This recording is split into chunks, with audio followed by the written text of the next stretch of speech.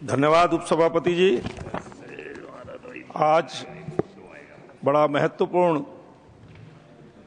Bill त्रिभुवन सहकारी विश्वविद्यालय के स्थापित होने का आया है, उसके समर्थन में मैं बोलने के लिए खड़ा हुआ हूं। उपसभापति जी, मैं बैंक में नौकरी करता था, उसको छोड़कर जब राजनीति में आया तो मुझे सबसे पहला काम सहकारिता प्रकोष्ठ का मिला। उसके प्रदेश महामंत्री के रूप में मैंने काम राजनीति में प्रारंभ किया, यहां तक पहुंचा हूं। सहकारिता से मेरा विशेष लगाव भी है और सहकारिता हमारी संस्कृति का एक अंग है। भारत जब विश्वगुरु भी था, संपन्न था, तब भी सहकारिता से सब काम होते थे। मैं तो ध्यान देता हूं तो भगवान राम ने लंका पर जब विजय प्राप्त करने के लिए राम सेतु का निर्माण किया तो वो सेतु भी सहकारिता के आधार पर बना। द्वापर में श्री कृष्ण भगवान ने सब ग्वालों को साथ में लेकर गोवर्धन उठाया तो वो सहकारिता का रूप है। युगानुकूल परिवर्तन हमारी संस्कृति का अंग है। आज के युग में, क्योंकि 2047 में हमने वो वैभव प्राप्त करना है जो हमारा पुराना वैभव था, विकसित राष्ट्रों की श्रेणी में खड़ा होना है, तो उसकी तैयारी के लिए जो जो चीजें चाहिए वो सब हम कर रहे हैं।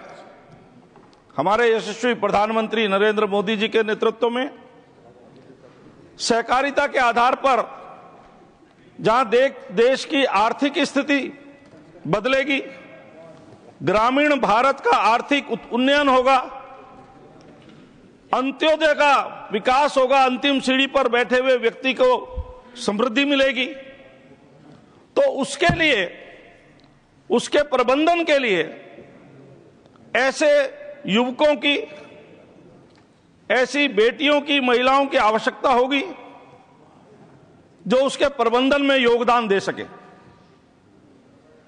आनंद में इरमा के नाम से रूरल मैनेजमेंट इंस्टीट्यूट पहले से था। उससे जो मैनेजमेंट स्कूल से जो बच्चे निकलते थे पढ़ करके, उनका उस क्षेत्र में, स्थानीय क्षेत्र में बड़ा योगदान कोऑपरेटिव में है।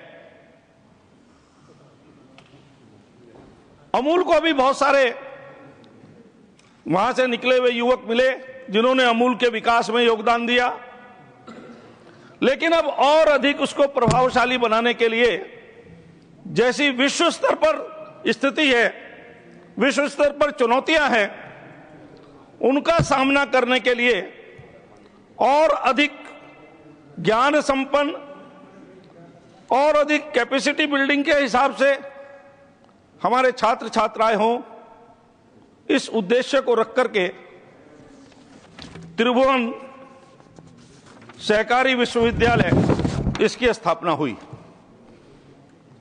अभी मेरे से पहले वक्ताओं ने बताया कि पहला कोऑपरेटिव सेक्टर का यह विश्वविद्यालय बन रहा है। यह कोई सरकारी यूनिवर्सिटी नहीं है, ना यह कोई प्राइवेट यूनिवर्सिटी है, यह सहकारी विश्वविद्यालय है, सहकारिता के क्षेत्र के लिए है। इसका उद्देश्य ही है सहकारिता आधारित शिक्षा प्रणाली को बढ़ावा देना, छात्रों को उद्यमशीलता और आत्मनिर्भर बनाना, ग्रामीण और शहरी क्षेत्रों में समान शिक्षा का अवसर प्रदान करना, शोध और सदाचार को सहयोगित करना, इस प्रकार से सहयोग और नवाचार को सहयोगित करना। इस विश्वविद्यालय के द्वारा सभापति जी, सहकारी प्रबंधन, कृषि, वित्त और ग्रामीण विकास से जुड़े पाठ्यक्रम इस विश्वविद्यालय में होंगे। इन सारे पाठ्यक्रमों को से प्रशिक्षित होकर के जो युवा निकलेंगे उनको एक अच्छे रोजगार के अवसर भी मिलेंगे और सहकारिता के क्षेत्र में एक पारदर्शी प्रबंधन होगा, एक मितव्ययी प्रबंधन होगा, जिससे सहकारिता के क्षेत्र से सहकार से समृद्धि का जो हमारे यशस्वी प्रधानमंत्री जी का संकल्प है वह सपना भी पूरा होगा। सहकार से समृद्धि की ओर बढ़ेंगे तो उसके लिए प्रशिक्षित होना आवश्यक है। व्यावसायिक और तकनीकी शिक्षा को सहकारी दृष्टिकोण से यह विश्वविद्यालय जोड़ेगा। डिजिटल शिक्षा और अनुसंधान को बढ़ावा देगा। सहकारी संस्थाओं के साथ जो प्रैक्टिकल ट्रेनिंग है, व्यवहारिक प्रशिक्षण है, वह भी अनिवार्य रूप से होगा और इसका व्यापक प्रभाव राष्ट्र और सामाजिक जीवन पर होने वाला है।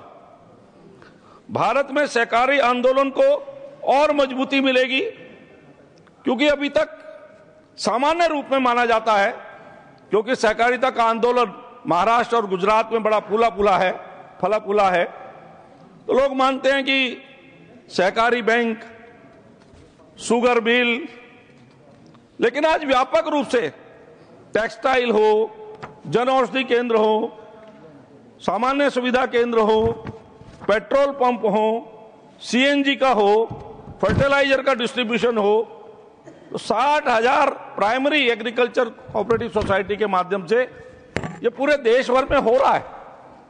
और अब उसके साथ इतनी चीजें और जुड़ गई हैं कि विभिन्न बहुउद्देश्य मल्टी स्टेट कोऑपरेटिव सोसाइटी भी बन रही हैं। तो व्यापक उसका क्षेत्र हो रहा है। उस व्यापक क्षेत्र के लिए वैसे प्रशिक्षित युवाओं की आवश्यकता है। यह यूनिवर्सिटी उस उद्देश्य को भी पूरा करेगी। भारत में सहकारी आंदोलन को मजबूती मिलेगी। ग्रामीण युवाओं को गुणवत्तापूर्ण शिक्षा और रोजगार के अवसर भी मिलेंगे।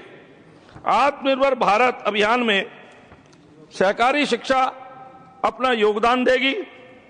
कृषि, दुग्ध उत्पादन, कुटीर उद्योग आदि में नवाचार और सतत विकास ये होगा। उपसभापति जी, महिलाओं के योगदान की जहां तक बात है, मैं उत्तराखंड से आता हूं। वहां पर लखपति दीदी वाले कार्यक्रम में, जहां पूरे देश भर में 1 करोड़ लखपति दीदी बनी है, सेल्फ हेल्प ग्रुप भी एक प्रकार से सहकारिता का ही काम है, क्योंकि 10-11 महिलाएं एक ग्रुप बनाती हैं। वो छोटी सोसाइटी बनती है, गांव में होती है, छोटा कारोबार करती है। कोई अचार बनाने का काम करते हैं, कोई मुरब्बा बनाने का काम करते हैं, कोई कढ़ाई का काम करते हैं, कोई बुनाई का काम करते हैं। मैं अनेक रोजगार मेलों में जाता हूं, देखता हूं किस प्रकार से वो लाखों रुपए साल हमारी माताएं बहनें उससे कमा रही हैं। और सहकारिता आंदोलन को बढ़ावा देने के लिए एक दूसरे में समन्वय करते हुए कोऑपरेटिव बैंक्स भी उसमें उनको ऋण देते हैं। 5 लाख रुपए तक का ऋण आज 0% पर उनको मिल रहा है, जिससे काम आगे बढ़ रहा है। मेरे क्षेत्र में मिलट्स होता है, तो मिलट्स की कुकीज बनाने की फैक्ट्री अभी लगी है। एलईडी के बल्ब कोऑपरेटिव सेक्टर में बन रहे हैं, शॉल बन रहे हैं। तो इस प्रकार से निरंतर ये चीजें आगे बढ़ रही हैं। तो ये सहकारी विश्वविद्यालय एक प्रकार से सहकारिता आंदोलन को, सहकार से जो समृद्धि का सरकार का लक्ष्य है, उसको आगे बढ़ाने के लिए ये चल रहा है। इस उद्देश्य की पूर्ति की दिशा में त्रिभुवन सहकारी विश्वविद्यालय की स्थापना एक महत्वपूर्ण कदम है, जो सहकारी क्षेत्र में नवाचार और उद्यमिता को प्रोत्साहित करेगा। पूर्ववर्ती यूपीए सरकार के दौरान वित्त वर्ष 2013-14 में सहकारी संस्थाओं के लिए बजट का आवंटन 122 करोड़ रुपए था, जिसके कारण ग्रामीण कारीगरों के लिए आवश्यक कार्यक्रमों को पर्याप्त वित्तीय सहायता नहीं मिल सकी और महाराष्ट्र में 101 सहकारी चीनी मिलें बंद हो गई।